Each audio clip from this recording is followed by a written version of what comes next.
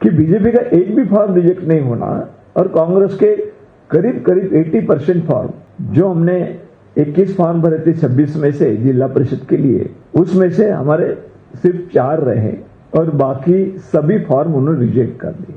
प्रशासन के अधिकारी निचले स्तर पर जो चुनाव में बड़ा सहयोग देते हैं, काम करते हैं, लेकिन ऐसे लोगों ने मिलकर पूरी तरह बीजेपी से मिलकर ये चुनाव उन्होंने हाईजैक किया है। बाजू में दीव दमन है, वहां पे भी एमपी है, इंडिपेंडेंट है, और इंडिपेंडेंट एमपी होने के बावजूद उन्होंने इंडिपेंडेंट फॉर्म भरे, उनको भी 26 में से सिर्फ 6 रहे, एक जगह पे 5 रहे, वो भी रिजेक्ट कर दिए।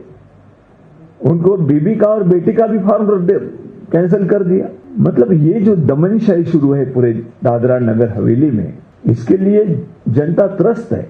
बहुत सारी घटना ऐसी हुई कि लोग वहां पे बड़े चिंतित है कि उनके ऊपर देखने वाला कोई नहीं है। चोरी तो हुई है, यहां पे पूरा चुनावी चोरी करके लेके गए, किसी को चांसेस ही नहीं छोड़ा उन्होंने। और कोई बताए बगैर, अरे भाई क्या गुनाह है, क्या कमी है, कौन से हम डॉक्यूमेंट्स नहीं जोड़े, जो आपने मांगे हैं वो कुछ जोड़े हैं नहीं जोड़े हैं, वो देखो बताओ।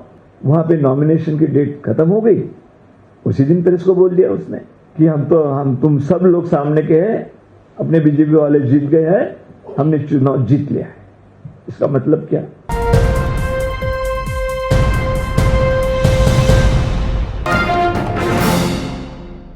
इस पर से आप सोच सकते हैं कि बीजेपी का एक भी फॉर्म रिजेक्ट नहीं होना और कांग्रेस के करीब करीब 80% फॉर्म, जो हमने 21 फॉर्म भरे थे 26 में से जिला परिषद के लिए, उसमें से हमारे सिर्फ 4 रहे और बाकी सभी फॉर्म उन्होंने रिजेक्ट कर दिए। नगर परिषद में भी 21 थे, उसमें हमने जो फॉर्म भरे 12 फॉर्म उसमें भरे थे हमने, उसमें 11 रिजेक्ट कर दिया, एक ही रहा कांग्रेस का, और उनके कोई रिजेक्ट नहीं हुई। और यहां पर ही नहीं, बाजू में दीव दमन है, वहां पे भी एमपी है, इंडिपेंडेंट है, और इंडिपेंडेंट एमपी होने के बावजूद उन्होंने इंडिपेंडेंट फॉर्म भरे, उनको भी 26 में से सिर्फ 6 रहे, एक जगह पे 5 रहे, वो भी रिजेक्ट कर दिए। उनको बीबी का और बेटी का भी फॉर्म कैंसिल कर दिया। मतलब ये जो दमनशाही शुरू है पूरे दादरा नगर हवेली में, इसके लिए जनता त्रस्त है। बहुत सारी घटना ऐसी हुई कि लोग वहां पे बड़े चिंतित है कि उनके ऊपर देखने वाला कोई नहीं है। एडमिनिस्ट्रेटर जो है उसकी क्या क्या किस तरीके से लोग बात बताते हैं,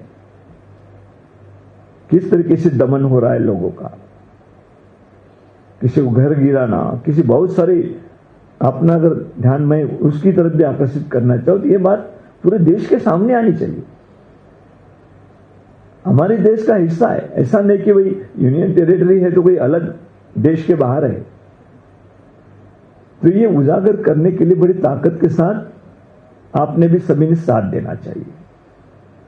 चोरी तो हुई है, यहां पे पूरा चुनावी चोरी करके लेके गए, किसी को चांसेस ही नहीं छोड़ा उन्होंने। और कोई बताए बगैर, अरे भाई क्या गुनाह है, क्या कमी है, कौन से हम डॉक्यूमेंट्स नहीं जोड़े, जो आपने मांगे हैं वो कुछ जोड़े हैं नहीं जोड़े हैं, वो देखो बताओ। लेकिन वो बताने के लिए बिल्कुल वो तैयार नहीं है। उनका एक पीछे से अपना डिस्ट्रिक्ट प्रेसिडेंट कह दिया कि भाई हम तो पहले ही दिन 17 को जिस दिन वहां पे नॉमिनेशन की डेट खत्म हो गई, उसी दिन प्रेस को बोल दिया उसने कि हम तुम सब लोग सामने के हैं, अपने बीजेपी वाले जीत गए हैं, हमने चुनाव जीत लिया है। इसका मतलब क्या? ये पूरी तरह डेमोक्रेसी की हत्या है। जो हमारा संविधान है, डॉक्टर बाबा साहब अम्बेडकर जी ने हमें दिया है, इस देश के लिए सर्वोच्च परी है, लेकिन उसको संविधान को पूरा तार तार करने का काम वहां के प्रशासन के साथ मिलकर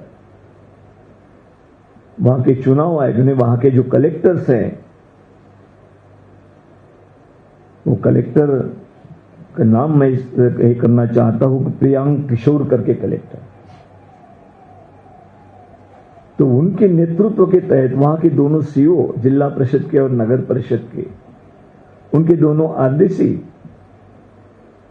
और उनके जो भी प्रशासन के अधिकारी निचले स्तर पर जो चुनाव में बड़ा सहयोग देते हैं, काम करते हैं, लेकिन ऐसे लोगों ने मिलकर पूरी तरह बीजेपी से मिलकर ये चुनाव उन्होंने हाईजैक किया है।